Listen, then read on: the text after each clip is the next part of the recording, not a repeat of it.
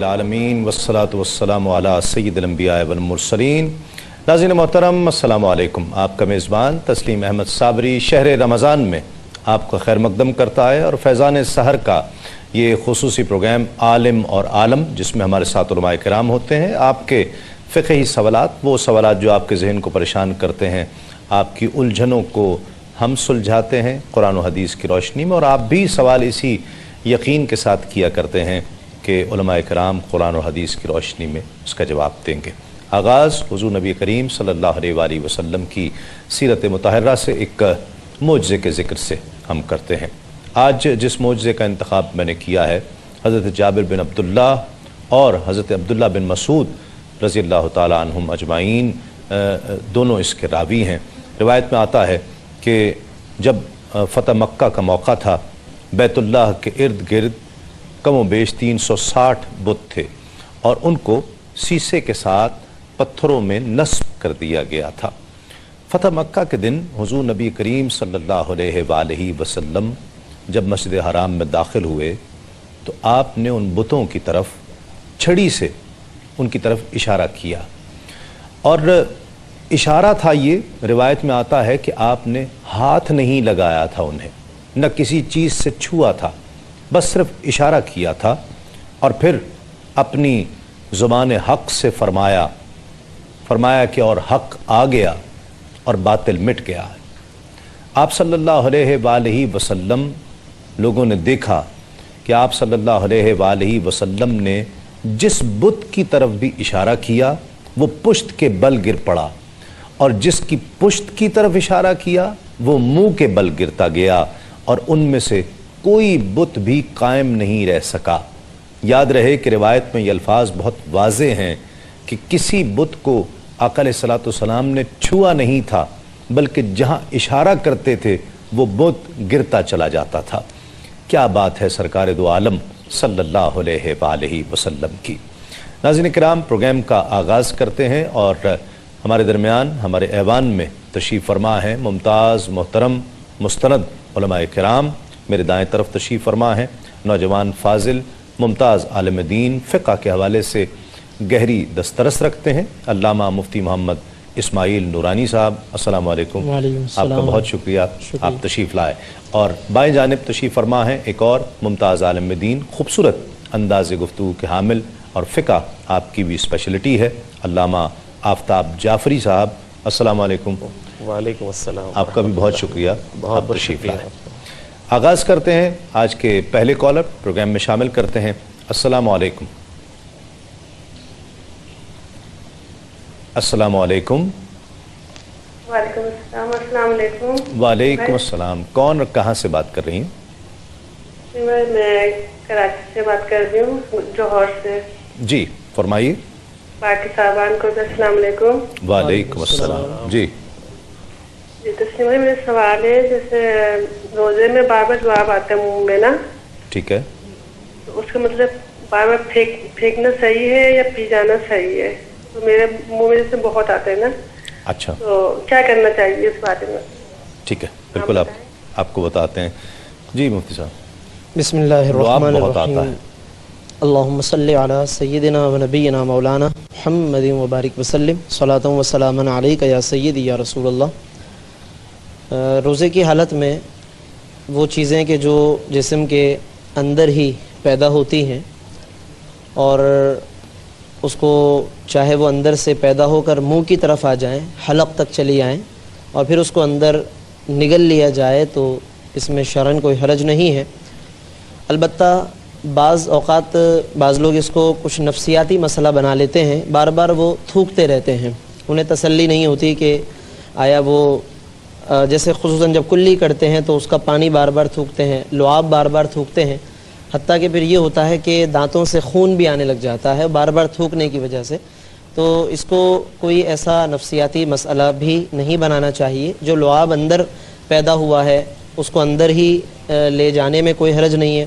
بعض اوقات جب تازہ کھانا کھایا ہوتا ہے تو ایک ڈکار سی آتی ہے اور حلق میں اس کھانے کا ذائقہ بھی اوپر کی طرف محسوس ہوتا ہے اور اس میں بھی لوگ پھر پریشان ہوتے ہیں، تو اس میں بھی شرعاً کوئی حرج نہیں ہے. روزے پر اس سے کوئی فرق نہیں آئے گا. البتہ یہ ضرور لکھا علماء نے کہ کوئی اگر منہ میں لعاب جمع کر کے پھر اس کو اندر اتارے تو اس سے روزہ مکروہ ہوتا ہے. ایسا کرنا نہیں چاہیے کہ اس طریقے سے آدمی بار بار جمع کرے اور پھر اندر کی طرف لے جائے.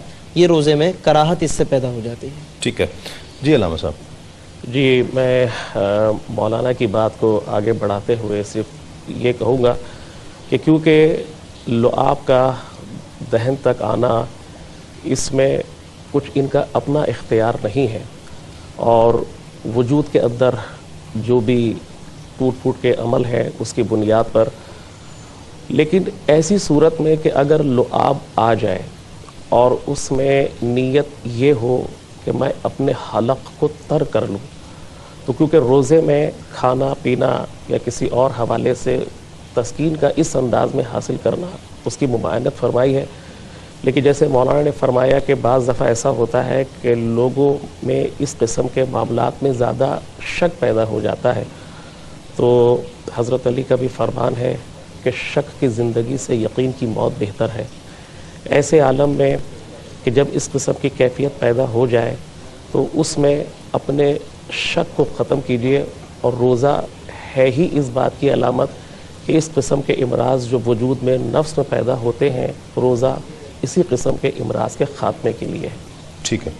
اور یہ بھی بہت زیادہ لوگ کرتے ہیں کہ منہ کی خشکی کی وجہ سے کلی بار بار کرنے کی کوشش کرتے ہیں، وہ بھی مناسب نہیں ہے. بالکل جی ہاں وہ بھی. اور دوسرا یہ کہ اگر اس قسم کے معمولات اور اس قسم کی عادت پڑ جائے یا یہ شک اور آگے طویل ہو جائے تو اس میں نقصان یہ ہوتا ہے کہ بار بار تھوکنے سے خود حلق بھی خشک ہوتا ہے اور جہاں پھر وہ روزے میں دشواری کی کیفیت کو محسوس بھی کر سکتے ہیں. لہٰذا میں نے کہا کہ روزے کا مقصد یہی ہے کہ اس قسم کے جو شکوک و شبہات پیدا ہو جاتے ہیں، اور سب سے بڑا مسئلہ یہ ہے کہ روزہ ہے ہی اس لیے کہ جو روحانیت اور نفس کی قوت کو مضبوط سے مضبوط تر کرتا ہے. اگلے کالر شامل کرتے ہیں. السلام علیکم. السلام علیکم. ہیلو. السلام علیکم. وعلیکم السلام. میں سعودی عرب سے مسز عمر بات کر رہی ہوں. جی محترمہ. میرا یہ جی آپ سب کو رمضان مبارک. آپ کو بھی. اور میرا یہ سوال ہے کہ میں نے پچھلے سال میں نے اپنی امی کو بلایا تھا حج کی نیت سے. 6-7 ماہ وہ حج کے یعنی یہاں پہ رہی 6-7 ماہ. لیکن جب حج کے قریب ہم نے پوری تیاری کر لی سب کچھ، تو 2-3 دن پہلے ان کو نمونیا کا اٹیک ہوا اور بہت سخت بیمار ہو گئی. تو ڈاکٹر نے بولا اگر آپ اتنے رش میں لے کے جائیں گے تو ہو سکتا ہے کہ یہ زیادہ بیمار ہو جائیں اور ہو سکتا ہے یہ یعنی ریکور کریں یا نہ کریں، تو آپ ان کو نہیں لے کے جائیں. اور جب پھر بھی ہم نے ارادہ کیا کہ ہم لے جاتے ہیں، لیکن کچھ لوگوں نے کہا کہ نہیں، انہوں نے نیت کی 6-7 ماہ یہاں پہ رہی تو ان کا حج ہو گیا، آپ ان کو نہیں لے کے جائیں کہ اس سے یعنی کہ ان کی زندگی کو کوئی خطرہ ہو یا ایسے ہے. تو آپ تو اس وجہ سے میرے ہسبینڈ تو چلے گئے لیکن میں اور میری ماں جو ہے وہ یہیں پہ رہی. تو پھر میں نے ان کو 2-3 دن کے اندر ارینج کر کے فوراً پاکستان واپس بھجوایا. الحمدللہ اللہ تعالیٰ نے صحت تندرستی دے، ابھی وہ حیات ہیں. اچھا حج کے کہتے ہیں جی انہوں نے نیت کی تو وہ ان کا حج ہو گیا. یہ پتا کرنا کہ واقعی یہ بات درست ہے کہ غلط ہے کہ حج ہو گیا ان کا کہ نہیں ہوا. اچھا حج کے دوران آئی تھیں وہ یا حج سے پہلے ہی آ گئی تھیں؟ نہیں، حج سے 6-7 ماہ پہلے واپس پاکستان واپس کب آئے؟ ہم نے اس نیت سے بلایا تھا کہ ہم ان کو حج کرائیں گے. ٹھیک ہے. نہیں حج سے 2-3 دن پہلے بہت سخت بیمار ہو گئی. ٹھیک ہے جی مفتی صاحب. جی بسم اللہ الرحمن الرحیم. جیسا کہ بہن نے بتایا کہ وہاں پر پہلے والدہ کو انہوں نے بلوایا اور اس کے بعد ان کی بیماری کے سبب اور علاج کی غرض سے پھر ان کو واپس پاکستان بھجوا دیا. اور جیسا کہ یہ فرما رہی ہیں کہ حج سے 2-4 دن پہلے انہوں نے وہاں پر ان کو بھجوا دیا ہے. اچھا اب اس کے اندر انہوں نے یہ وضاحت نہیں کی کہ جس انہوں نے وہاں پر ان کو بلایا تھا تو اس کی مطلب یہ کہ کیا نوعیت تھی اور جو واپس انہوں نے بھیجا ہے تو اس کی کیا کنڈیشن تھی، زیادہ انہوں نے واضح نہیں کیا۔ حکم شرعی یہ ہے جو کہ قرآن مجید فرقان حمید میں ارشاد فرمایا گیا ہے کہ جو حج کے مہینے ہیں، الحج اشہر معلومات، کہ حج جو ہے وہ چند معین مہینوں کا نام ہے۔ اس سے جو علماء نے مراد لی ہے اس میں شوال ہے، ذی القعدہ ہے اور ذی الحجہ کے وہ چند دن ہیں کہ جن میں خاص طور پر حج کیا جاتا ہے۔ تو اس میں علماء نے کچھ شرائط کے ساتھ یہ بات بیان فرمائی ہے کہ جو آدمی ان مہینوں میں حرم کے اندر موجود ہو تو اس آدمی پر حج فرض ہو جاتا ہے۔ اچھا، اب ان شرائط کے اندر ایک اہم شرط یہ ہے کہ اس آدمی کے پاس وہاں پہ رکنے کی، ٹھہرنے کی استطاعت اور صلاحیت موجود ہو۔ اچھا، اگر اس کے اندر استطاعت ہی موجود نہیں ہے، مالی اعتبار سے یا جسمانی اعتبار سے، کسی بھی اعتبار سے وہ استطاعت نہیں ہے اور وہاں سے وہ روانہ ہو گیا واپس، تو اس آدمی پر وہ حج کی فرضیت نہیں ہوگی۔ اچھا، اب جیسا کہ انہوں نے بہن نے ذکر کیا کہ والدہ کو ہم نے بلوایا، تو انہوں نے یہ بیان نہیں کیا کہ انہوں نے کہاں پر بلوایا، حرم میں ٹھہرایا یا حرم کے علاوہ کسی سعودی عربیہ کے کسی اور علاقے میں ٹھہرایا۔ بیان سے یہ ظاہر ہوتا ہے کہ وہ حرم میں نہیں ٹھہرایا تھا، سعودی عرب کے جی کسی اور علاقے میں جہاں پر بہن یہ ٹھہری ہوں گی، انہوں نے وہاں پر والدہ کو ٹھہرایا۔ تو محض اس طرح کسی علاقے میں بلا لینے سے محض نہ تو حج فرض ہوا اور نہ ہی اس طریقے سے کسی نے شاید ان کو بتایا کہ بس ان کا حج ہو گیا، تو اس طریقے سے حج ادا بھی نہیں ہوتا۔ اب پرسنلی والدہ کی ذاتی استطاعت دیکھی جائے گی، اب یعنی کہ ان کی اپنی استطاعت کتنی ہے آئندہ کے لیے، کہ اگر ان کے پاس وہ اتنی استطاعت ہے حج کرنے کی مالی اعتبار سے اور جسمانی اعتبار سے، تو بتا رہی ہیں کہ وہ شفا یاب ہو چکی ہیں، تو اب اگر مالی اعتبار سے استطاعت ہے تو پھر ان پر اور پھر ان کے ساتھ محرم بھی ہو، دستیاب ہو، کیونکہ خاتون ہے تو عورت کے لیے یہ بھی علماء نے شرط بیان فرمائی کہ محرم کا خرچہ بھی اس کے پاس موجود ہو، تب جا کر ان دونوں کے وہ استطاعتیں ملا کر پھر اس عورت پہ حج فرض ہوتا ہے۔ لہذا اس صورت میں پھر آئندہ ان پر اگر حج فرض ہو جائے تو یقیناً وہ حج کر سکتی ہیں، لیکن محض اس طریقے سے بلا لینے سے، وہاں پہ روک لینے سے، ایک نیت کر لینے سے وہ حج ادا نہیں ہو جاتا ہے۔ اس کے لیے باقاعدہ وہ پروسیس ہوگا کہ جس کے آگے اللہ تعالیٰ توفیق عطا فرمائے، تو تب پھر وہ حج کی فرضیت ادا کرنا کہلائے گا۔ جی کیا کہیے گا اس کے لیے؟ جیسے مولانا صاحب نے فرمایا، بات بالکل یہی ہے کہ ہر عبادت کے حوالے سے کچھ نہ کچھ شریعت نے شرائط رکھی ہے۔ حج کے حوالے سے بھی یہی ہے کہ مالی استطاعت اور وجودی قوت کی استطاعت، اگر یہ شرائط ہیں تو پھر حج کی ادائیگی کے لیے روانہ ہو سکتے ہیں۔ لیکن مسئلہ پھر وہ آ جاتا ہے کہ ایک بیٹی نے ماں کو محبت میں بلایا اور اس محبت کی غرض صرف یہ تھی کہ اپنی ماں کو حج بھی کرا دیا جائے، لیکن وہاں ان کی طبیعت خراب ہو جاتی ہے اور طبیب مشورہ دے دیتے ہیں کہ یہاں پر رہنے سے ان کی جان کو خطرہ لاحق ہو سکتا ہے، تو ایسے عالم میں ظاہر ہے کہ جسم کا بچانا اور جان کا بچانا وہ بھی ایک اہم مرحلہ ہے۔ لیکن کیونکہ ان کے قدم اگر اس نیت سے چلے تھے گھر سے کہ حرم مقدس کی زیارت کرنا، حرم میں پہنچنا، خانہ کعبہ کی زیارت کرنا، اب یہ علیحدہ مسئلہ ہے کہ وہ حج کے فرائض یا جو درجات ہیں وہ تو ان کو حاصل نہیں ہو سکے حج ادا نہ کرنے کی بنیاد پر، لیکن حرم کی زیارت اگر پہنچی ہے، خانہ کعبہ کو دیکھا ہے، اس مقدس مقام پہ پہنچی ہے، تو ان زیارت کے ثواب ان کو یقیناً ضرور ملے گا۔ اگلے کالر شامل کرتے ہیں۔ السلام علیکم۔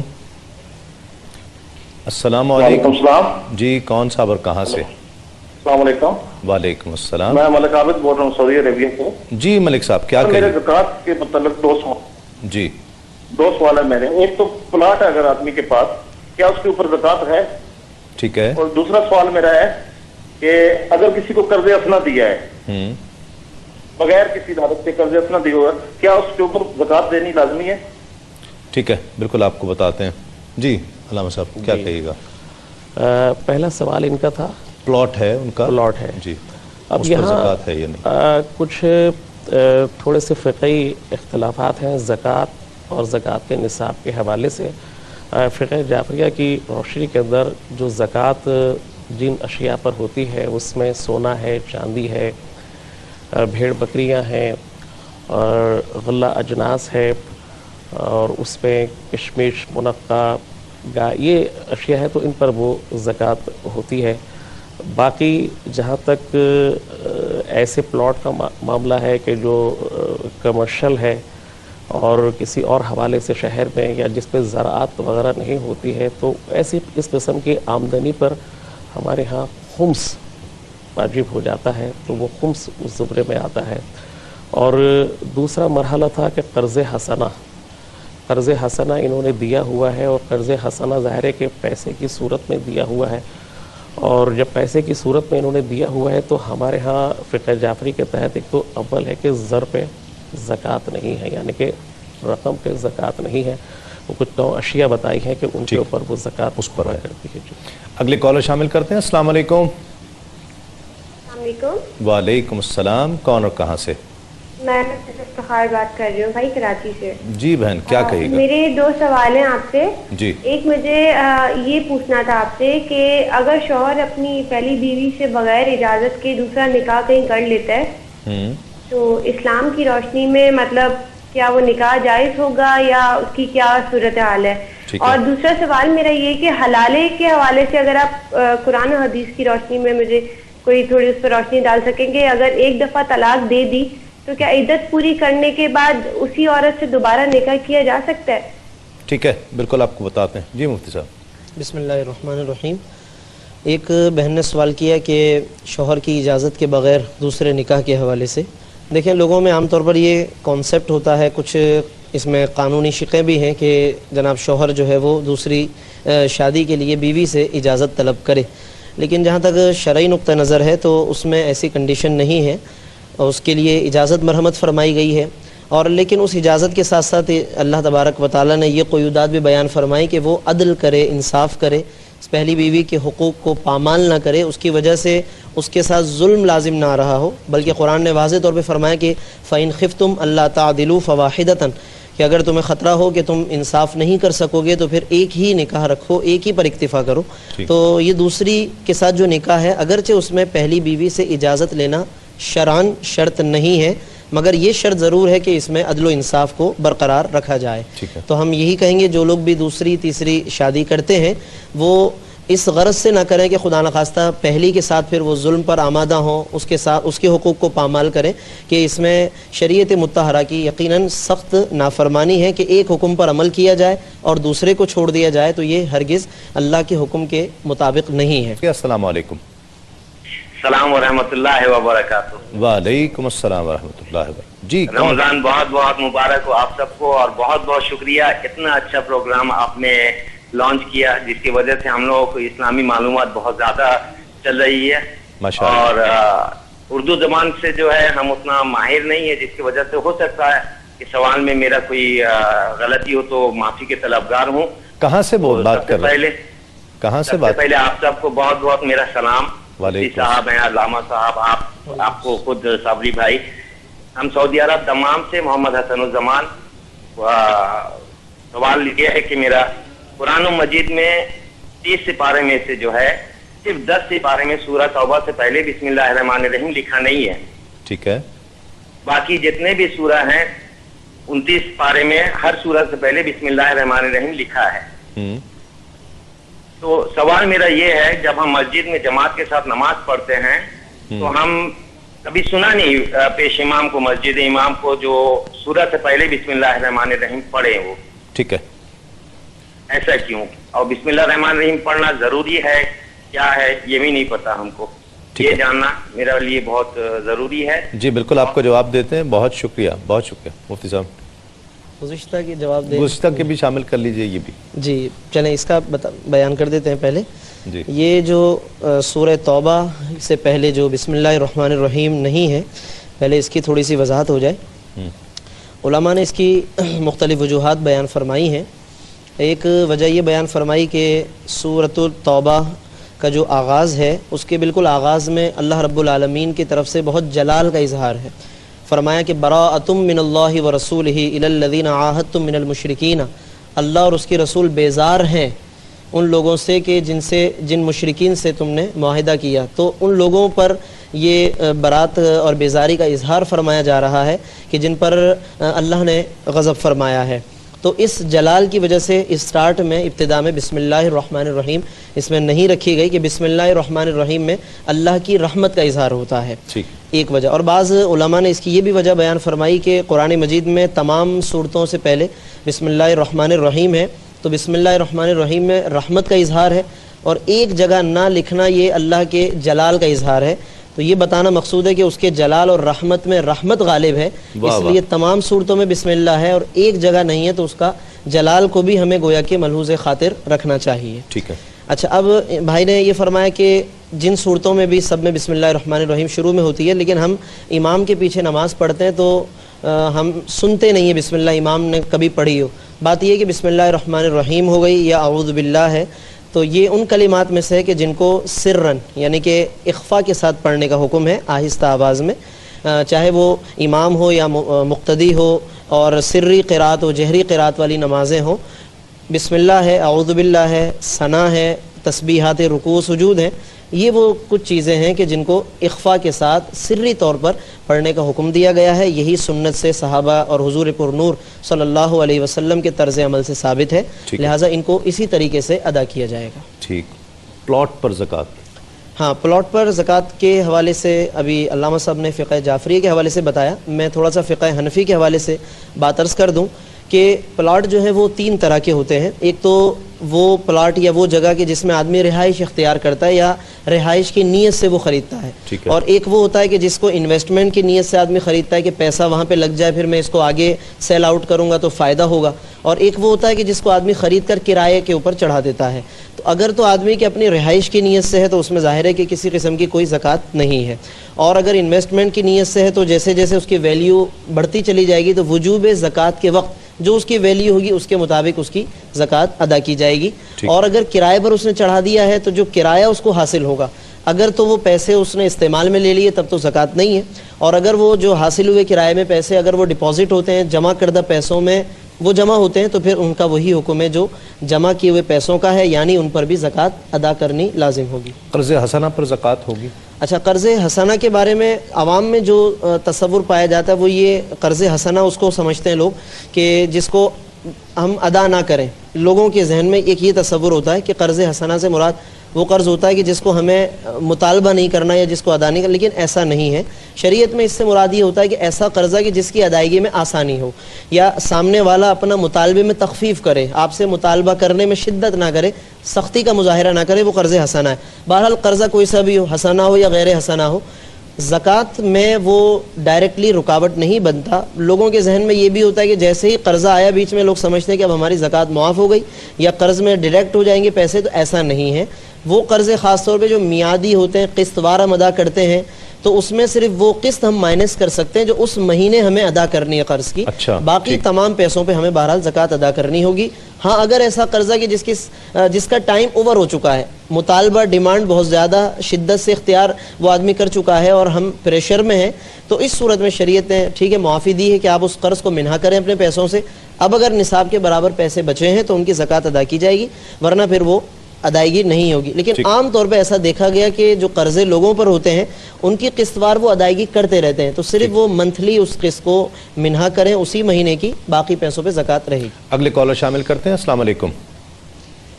السلام علیکم. وعلیکم السلام. کون صاحب اور کہاں سے؟ تسلیم بھائی خیریت سے ہیں آپ؟ جی اللہ کا شکر ہے. کون صاحب اور کہاں سے؟ میں جمشید بول رہا ہوں سر, کراچی سے. جی جمشید صاحب, کیا کہیے گا؟ میرے سر ایک دو چھوٹے چھوٹے سوال ہیں. ایک تو یہ ہے سر کہ جو تراویح ہم پڑھتے ہیں تو اس کے اندر بیچ میں جو سجدے آتے ہیں وہ اس کی ذرا سا مجھے ڈیٹیل چاہیے کہ وہ کس وجہ سے آتے ہیں. سجدہ تلاوت. جی جی, جو سجدے میں جاتے ہیں نا سر, بیچ میں آتے ہیں سپارے کے. جی ہاں جی بالکل ٹھیک. اور دوسرا سوال میرا یہ ہے کہ کچھ امام صاحب نماز پڑھاتے ہیں, جیسے ہمارے تراویح ہو رہی ہے تو امام صاحب جب سلام پھیرتے ہیں تو ایک امام صاحب تو السلام علیکم ورحمۃ اللہ کرتے ہیں, ایک امام صاحب نے السلام علیکم ورحمۃ اللہ کرتے ہیں, تو اس میں کیا کون سا صحیح ہے؟ ٹھیک ہے, بالکل آپ کو بتاتے ہیں جمشید صاحب. جی علامہ صاحب, 4-5 چیزیں اکٹھی ہو گئیں. ہاں جی ہاں, پہلی تو جو مولانا نے وہ سورہ برات سورہ توبہ کے حوالے سے کہا کہ کیونکہ سورہ توبہ کے آغاز میں بسم اللہ کا نہ پڑھنا اس بات کی دلیل ہے, اور یہ خدا کی طرف سے ایک واضح حکم بھی ہے. اور اگر اس کو سورہ توبہ ہی کی اس آیت کی روشنی میں دیکھا جائے کہ خدائے لم یزل نے جب مشرکین کے سامنے اعلان کرانا چاہا تو اس کا انداز بھی عجیب تھا کہ بسم اللہ الرحمن الرحیم وَأَذَانُ مِنَ اللَّهِ وَرَسُولِهِ إِلَى النَّاسِ يَوْمَ الْحَجِّ الْأَكْبَرِ أَنَّ اللَّهَ بَرِيءٌ مِنَ الْمُشْرِكِينَ, یعنی کہ خدا لم یزل نے اپنے حبیب کے ذریعے سے پیغام دیا اور اس پیغام کو لے کر مولا متقیان حضرت علی علیہ السلام خانہ کعبہ میں پہنچے اور خدا لم یزل کے اس جلال کا اظہار حضرت علی نے اس حوالے سے کیا کہ بس آج کے بعد یہاں کوئی مشرک نہیں، کوئی کسی حوالے سے کوئی عبادت نہیں، اور اللہ رب العزت جو ہے وہ براحت کر رہا ہے۔ تو ظاہر ہے کہ اس میں غضب کا پیغام تھا، اور جب غضب کا پیغام دیا جا رہا ہے تو پھر اس میں اس کا آغاز رحمت سے نہیں ہو سکتا، جبکہ بسم اللہ میں سوائے رحمت کے علاوہ اور کچھ نہیں۔ ٹھیک، دوسری شادی کے لیے مرد کو اجازت کی ضرورت ہے؟ ہاں، دوسری شادی میں دیکھیے، دوسری ہو، تیسری ہو، چوتھی، جتنے کے اسلام نے حدود معین کی ہیں، ویسے تو مرد کو یہ اختیار ہے، لیکن اس کی بھی کچھ شرائط ہیں۔ ایک، اگر اولاد نرینہ یا اولاد کی خواہش میں عقد کر رہا ہے تو یہ مرد کو رائٹ ہے کہ وہ شادی کر سکتا ہے۔ دوسری، اس کے ساتھ ساتھ جو بات کی گئی ہے کہ صرف ایک میاں اور بیوی کا ہی مسئلہ نہیں، بلکہ دنیا کے ہر شعبے میں جہاں بھی عدل کے تقاضوں کو پامال کیا جاتا ہے وہاں زندگی کی عمارت درہم بھرم ہو جاتی ہے۔ تو یہاں بھی اگر مرد میں استطاعت ہے، اگر وہ مال کے حوالے سے، وجود کے حوالے سے، اپنی عقل کے حوالے سے اگر عدل کو قائم کر سکتا ہے تو پھر اس کو شریعت روکتی بھی نہیں ہے دوسری شادی کرنے پر۔ لیکن فی زمانہ آج کل دیکھیے، ایک طرف تو شادی سنت ہے اور انسانی وجود کی خصوصیات کو دیکھتے ہوئے حکم بھی ہے، لیکن جو فی زمانہ معاملات ہیں، اگر اس میں عیاشی کا تصور ہے، اگر اس میں جیسا کہ آپ مسلسل دیکھ رہے ہیں جو آج کل معاشرے کی صورتحال ہے کہ شادیاں بھی ہیں اور طلاق بھی ہے، شادیاں بھی ہیں اور طلاق بھی ہے، ہر وہ کام کہ جس سے خدا کے آئین اور قانون کا احترام بحال ہو رہا ہو، ہر وہ کام جائز ہے، لیکن جس سے خدا کے احترام اور قانون کے پرخچے انسان کے اپنے عمل کی بنیاد پر اڑ رہے ہیں، ہر وہ کام میرا خیال ناجائز ہو جاتا ہے۔ اگلے کالر شامل کرتے ہیں۔ السلام علیکم۔ جی وعلیکم السلام، میں عامر بات کر رہا ہوں سعودیہ سے۔ جی عامر صاحب، کیا کہیے گا؟ جی سر، میرا سوال یہ ہے کہ یہ جو گھریلو استعمال کا سونا ہے تو اس پہ مطلب زکوٰۃ کس طرح ہے؟ اور مسئلہ یہ ہے کہ میں فقہ جعفریہ سے ہوں، میری وائف جو ہے وہ فقہ حنفیہ سے ہے۔ اچھا، ٹھیک ہے، تو مجھے ذرا اس بات کا تو دونوں آرا ہم انشاءاللہ آپ کے لیے پیش کرتے ہیں۔ جی، گھر استعمال کے سونا، گھر کا سونا، گھر کا سونا، جی پہلی بات تو یہ ہے کہ اگر وہ زیور کی صورت پہ ہے اور خاص فقط اتنا ہے کہ استعمال کے لیے ہے تو اس پر زکوٰۃ نہیں ہے۔ ٹھیک، اور اگر سونا اس حوالے سے موجود ہے کہ جہاں اسٹور کیا گیا ہے، جمع کیا گیا ہے اور مال کے اضافے کے حوالے سے رکھا گیا ہے تو پھر اس کے نصاب معین شریعت نے کی ہے، پھر اس پر زکوٰۃ واجب ہو جاتی ہے۔ ٹھیک ہے، کیا کہے گا مفتی صاحب؟ جی، بھائی نے بتایا کہ ان کی جو زوجہ ہیں وہ فقہ حنفی سے ہیں اور غالب گمان یہی ہے کہ سونا زیورات انہی کے ہوں گے عورت کے، تو اس اعتبار سے فقہ حنفی کا حکم تو اس میں بالکل واضح ہے کہ جو سونا یا چاندی ہے یہ چاہے وہ استعمال کے ہوں یا کسی بھی حوالے سے رکھے ہوئے ہوں، ہر صورت میں ان پر زکوٰۃ ہے۔ اور اس کی دلیل ایک حدیث پاک ہے کہ حضرت ام سلمہ رضی اللہ تعالیٰ عنہ سے روایت ہے، جس کا مفہوم یہ ہے کہ حضور پرنور صلی اللہ تعالیٰ علیہ وسلم کی خدمت میں ایک عورت اپنی بچی کو لے کر آئی تو اس کے ہاتھ میں کچھ کنگن وغیرہ تھے، تو آپ صلی اللہ تعالیٰ علیہ وسلم نے فرمایا کہ کیا تم ان کی زکوٰۃ ادا کرتی ہو؟ تو اس نے کہا کہ نہیں، تو آپ صلی اللہ تعالیٰ علیہ وسلم نے ناراضگی کا اظہار فرمایا۔ تو اس سے علماء نے یہ استدلال فرمایا ہے کہ زیورات چاہے وہ پہنے ہوئے ہوں، استعمال کے ہوں، ہر صورت میں بہرحال ان کی زکوٰۃ مقرر ہوگی، اور وہ پھر نصاب کے مطابق اگر وہ 7.5 تولہ سونا کے برابر ہوں تو اس صورت میں اس کی زکوٰۃ بہرحال ان پر واجب رہے گی۔ سجدہ تلاوت کے لیے پوچھ رہے تھے کہ وہ سجدہ تلاوت کی وجہ کیا ہے؟ جو ہم سجدہ کرتے ہیں تلاوت کے دوران اگر نماز میں بھی آ جائے تو سجدہ کرنا ہے۔ ہاں، اصل میں یہ جو قرآن مجید میں وہ آیات مبارکہ ہیں کہ جن میں سجدے کا حکم ہے، اگر ان کے مضمون میں غور کریں تو تقریباً تمام ہی آیتوں میں اللہ رب کریم نے یہ بات بیان فرمائی ہے کہ مومنین اور صالحین وہ ہوتے ہیں، فرما بردار وہ ہوتے ہیں کہ جب انہیں اللہ تعالیٰ کے آگے جھکنے کا حکم دیا جائے تو وہ فوراً جھک جاتے ہیں، تکبر نہیں کرتے، ان کی گردنیں فوراً جھک جاتی ہیں، سجدہ ریز ہو جاتی، اس طرح کا مفہوم ہے۔ تو اس وجہ سے یہ آیتیں جب بھی جس وقت نازل ہوئی جناب رسالت مآب صلی اللہ علیہ وسلم کے رسالت مآب صلی اللہ علیہ وسلم پر، تو روایتوں میں آتا ہے کہ آپ صلی اللہ علیہ وسلم فوراً اسی وقت سجدے میں چلے گئے. تو اسی وجہ سے پھر یہ بات سنت قرار پائی اور واجب قرار پائی کہ جب بھی یہ آیت پڑھی جائے، چاہے ویسے ہی کوئی شخص تلاوت قرآن کر رہا ہو تو واجب ہے کہ وہ سجدہ کر لیں. ہاں اس کو تھوڑا مؤخر بھی کر سکتے ہیں، لیکن نماز کے ساتھ یہ ہے کہ چونکہ ہم پہلے ہی نماز کی حالت میں ہیں، لہٰذا اسی میں جو معمول رہا حضور پرنور صلی اللہ علیہ وسلم کا، اصحاب کرام کا، تو اسی کے ساتھ ساتھ فوراً اللہ کی بارگاہ میں سجدے میں چلے جائیں تاکہ زیادہ عاجزی اور خشوع و خضوع کا اظہار ہو سکے. ایک کالر ہمارے ساتھ ہیں. السلام علیکم. السلام علیکم. ہیلو. السلام علیکم. وعلیکم السلام. کیا جی حال ہے سر؟ اللہ کا شکر ہے. کون اور کہاں سے بات کر رہی ہیں؟ میں مسز راہیل بات کر رہی ہوں کراچی سے. جی فرمائیے محترمہ. مجھے ایک کامن سا سوال ہے، جنرل سا سوال ہے، وہ مجھے کرنا تھا جی کہ بعض اوقات زبان کے نیچے جیسے زبان دانتوں کے نیچے آ جاتی ہے اور کونی پہ چوٹ لگ جاتی ہے تو کہتے ہیں کہ فوراً دعا مانگنی چاہیے، اور دانتوں کے بیچ میں آتی ہے تو کوئی برائی کر رہا ہے، اور اگر ہچکی آ رہی ہے تو کہتے ہیں کہ کوئی یاد کر رہا ہے. تو کیا اس کی قرآن اور اس میں کوئی یعنی اس کی کوئی حقیقت ہے اسلام کے روح سے؟ ٹھیک ہے، یعنی اسلام کی روح سے اس کی کوئی حقیقت ہے؟ آیا اس کی حقیقت جیسے کونی پہ چوٹ لگنے سے، اور ایک یہ ہے کہ اگر کوئی خاتون پریگننٹ ہو اور وہ اس ٹائم پہ دعا کرے تو کیا وہ دعا قبول ہوتی ہے ڈیلیوری کے ٹائم پہ؟ ٹھیک ہے، وہ دعا قبول ہوتی ہے یا نہیں ہوتی ہے؟ اس کو کائنڈلی آپ ضرور بتاتے ہیں آپ کو، بالکل بتاتے ہیں انشاءاللہ. ایک کال ہمارے ساتھ اور ہیں. السلام علیکم.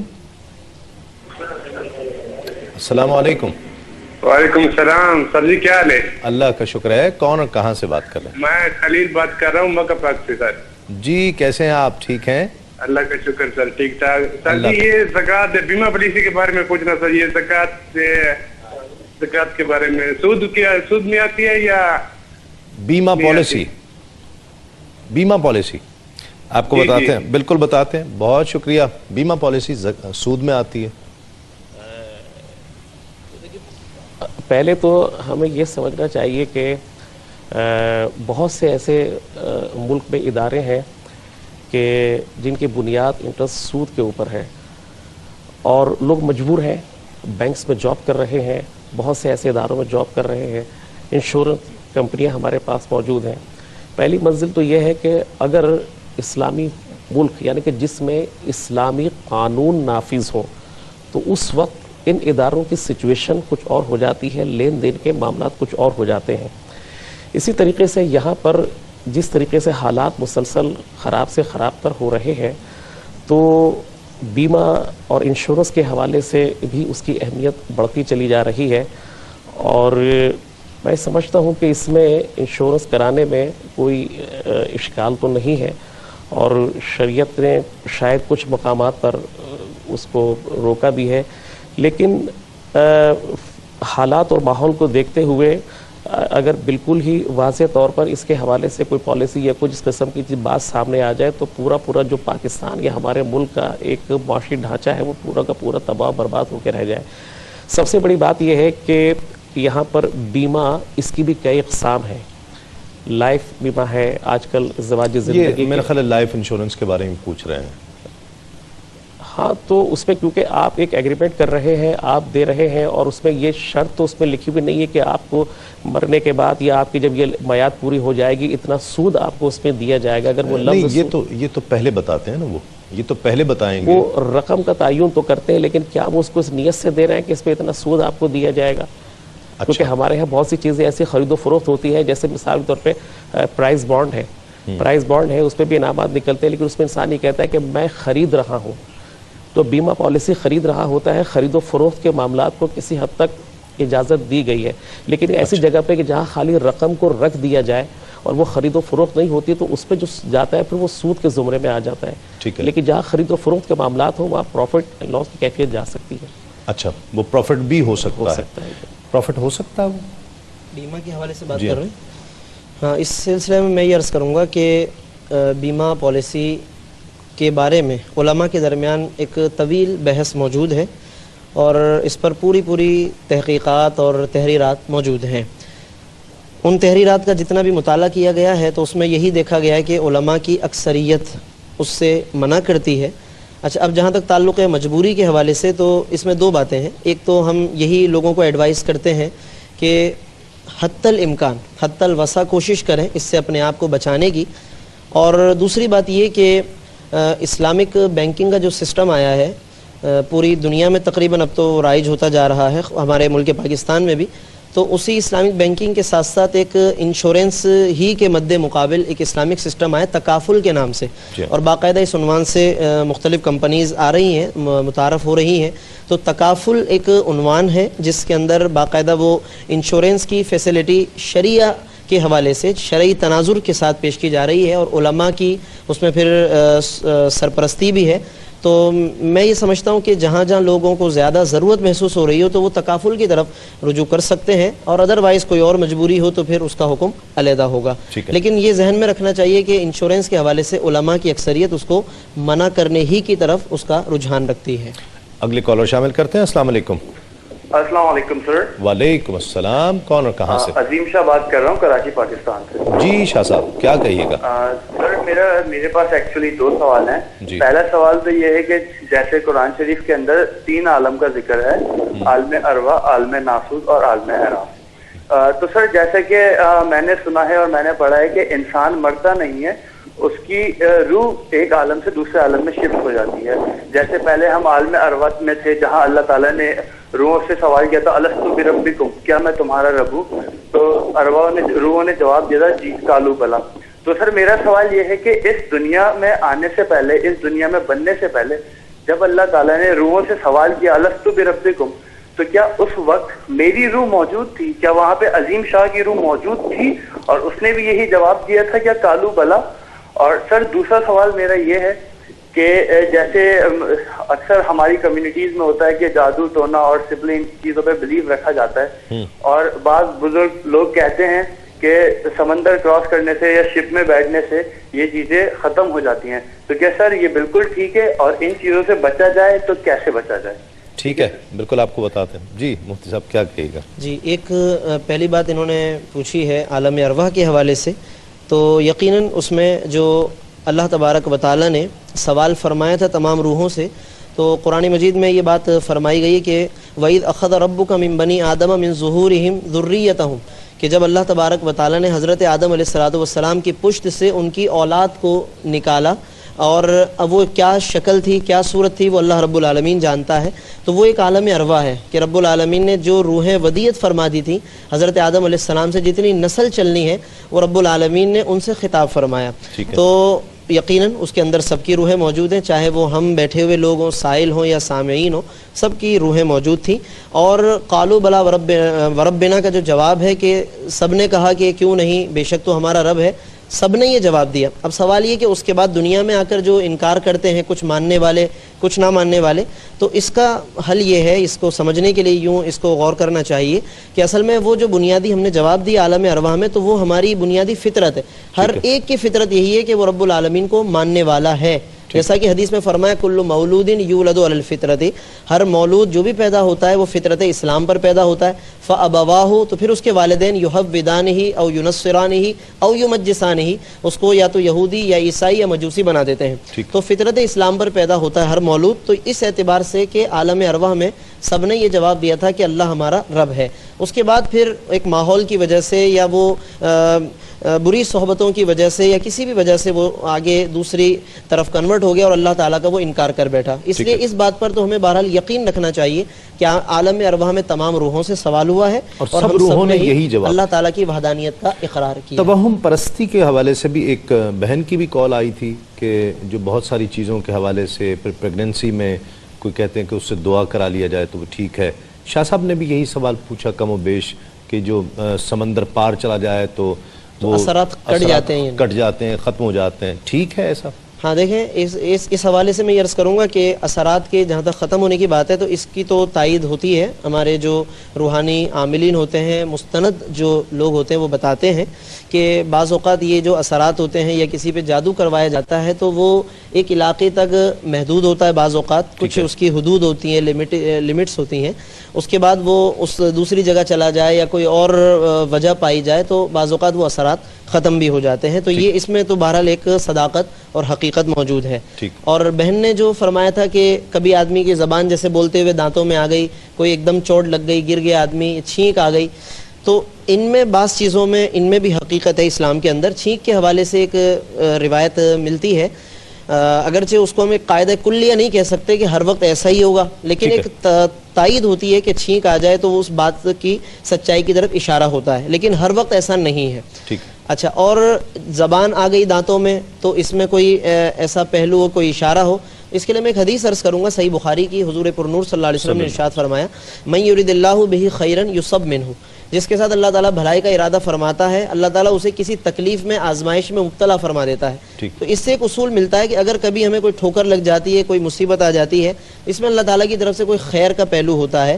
تو اس لیے بعض اوقات یہ علماء فرماتے ہیں کہ آدمی کو کوئی چلتے چلتے ٹھوکر لگ گئی یا کوئی مصیبت آ گئی، کوئی تکلیف آ گئی تو اس میں خیر کا پہلو ہو سکتا ہے. لیکن وہی میں عرض کروں گا ایک بات کہ اس کو قاعدہ کلیہ نہیں بنانا چاہیے کہ ہر بار کے لیے طرف اشارہ ہو، تو ایسا نہیں ہے. ٹھیک، آپ کیا کہیے گا؟ جی، میں شاہ صاحب کے اس سوال کی طرف جاؤں گا کہ جو شاہ صاحب نے کہا تھا عالم ارواح کے حوالے سے.